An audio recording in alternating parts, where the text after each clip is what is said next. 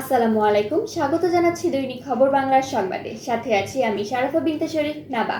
জানিয়ে দিচ্ছি সংবাদ শিরোনাম।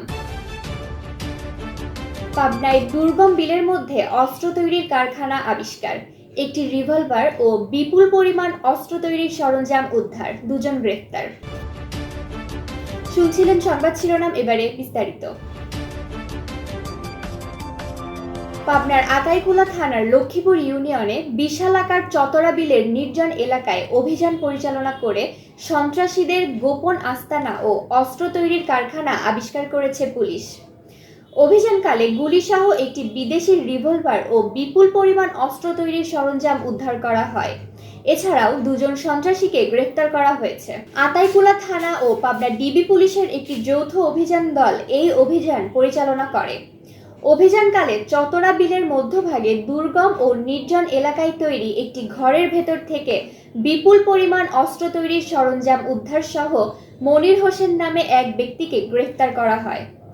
পুলিশ জানায়, স্থানীয়ভাবে ময়েজ বাহিনী নামে পরিচিত একটি সন্ত্রাসী গ্রুপ দীর্ঘদিন যাবৎ চতরা বিল এলাকায় অপরাধমূলক কর্মকাণ্ড পরিচালনা করে আসছিল।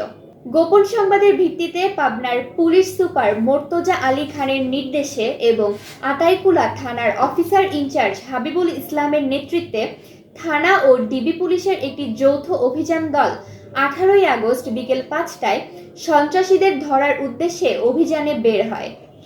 অভিযান দলটি কিছু পথ গাড়ি ব্যবহার, কিছু পথ নৌকা ব্যবহার ও কিছু পথ হেঁটে সন্ধ্যার দিকে ঘটনাস্থলে পৌঁছায়। পুলিশের উপস্থিতি টের পেয়ে অন্যান্য সন্ত্রাসীরা পালিয়ে গেলেও মনির হোসেন নামে একজনকে পুলিশ আটক করতে সক্ষম হয়। আটককৃত মনির হোসেনের বাড়ি পাবনা সদর থানার হেমায়তপুর ইউনিয়নের নিয়মাতুল্লাহপুর গ্রামে। সে একজন ওয়ার্কশপ মিস্ত্রি ও ময়েজ বাহিনীর সদস্য বলে পুলিশ জানায়।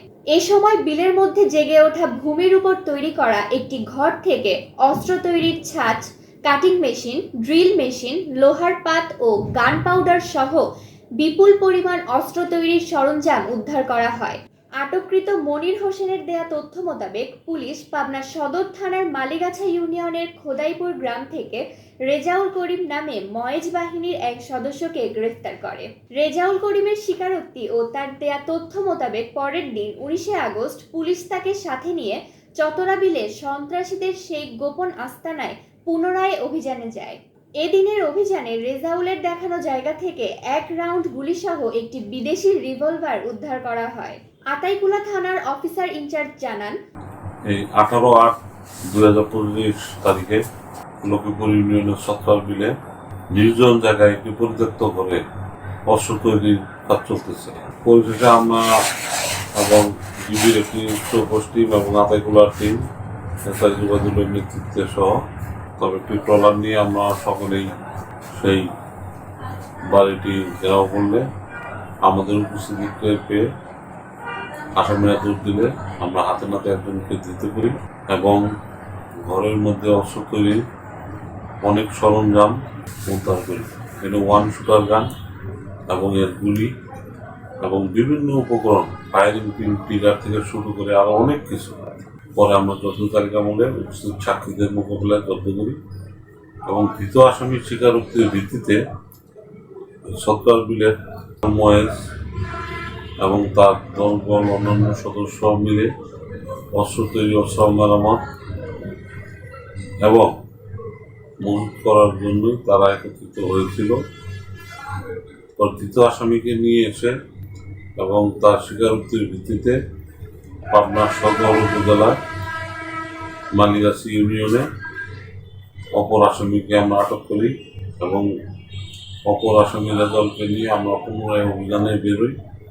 পরে আমরা একটি রিভলভার আমাদের পাবনা জেলার পুলিশ সুপার মহোদয়ের দিক নির্দেশনায় আমরা এই সত্তর বিলের দুর্গম এলাকায়, যেখানে জনমানবহীন স্থল পথে তো যাওয়া যায় না, নৌপথে প্রায় ঘণ্টাব্যাপী ট্রলার যুগে আমরা সেখানে যাই এবং একটি সফল অভিযান সম্পন্ন করি। পরে আমাদের ঊর্ধ্বতন কর্তৃপক্ষের নির্দেশক্রমে আমরা ধৃত আসামিদেরকে থানায় এনে ব্যাপক জিজ্ঞাসাবাদ শেষে এবং জব্দ তালিকা মূলে আতাইকুলা থানার অফিসার ইনচার্জ জানান, ময়েজ বাহিনী প্রধান ময়েজ ও তার ঘনিষ্ঠ সহযোগী চতরা বিলের ইজারাদার ও চর শ্রীপুর স্কুলপাড়া মৎস্যজীবী সমবায় সমিতির সভাপতি ফজলুল হক উভয়েই সন্ত্রাসী প্রকৃতির লোক।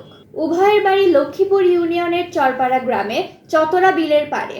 তাদের রয়েছে একটি শক্তিশালী সন্ত্রাসী গ্রুপ, যারা এলাকায় ময়েজ বাহিনী নামে পরিচিত। ডাকাতি, চাঁদাবাজি, বিল দখল সহ সব ধরনের অপরাধের সাথে তারা জড়িত। ময়েজের বিরুদ্ধে আতাইকুলা থানায় একাধিক মামলা রয়েছে। সবগুলো মামলা এখন বিচারাধীন। স্থানীয়ভাবে ডাকাতি, চাঁদাবাজি ও বিল দখলের কাজে ব্যবহারের জন্য এসব অস্ত্র তৈরি করা হচ্ছিল বলে প্রাথমিকভাবে ধারণা করা হচ্ছে। তবে এর পেছনে আরও বড় কোনো নেটওয়ার্ক জড়িত আছে কিনা তা খতিয়ে দেখা হচ্ছে। এ ঘটনায় আতাইকুলা থানায় অস্ত্র আইনের 19 এর ধারায় একটি মামলা দায়ের হয়েছে। এই আতাইকুলা থানায় একটি মামলা রুজু হয়, মামলা নাম্বার 12, অস্ত্র আইনের এ এবং এফ ধারায় রুজু হয়। গ্রেফতারকৃত মনির হোসেন ও রেজাউল করিমকে আদালতের সোপর্দ ও জেল হাজতে প্রেরণ করা হয়েছে এবং আসামিদেরকে স্বীকারোক্তি প্রদানের লক্ষ্যে বিজ্ঞ আদালতে প্রেরণ করা হয়েছে। শেষ করছি আজকের মতো। আগামী দিনের সংবাদ শোনার আমন্ত্রণ রইল। ধন্যবাদ।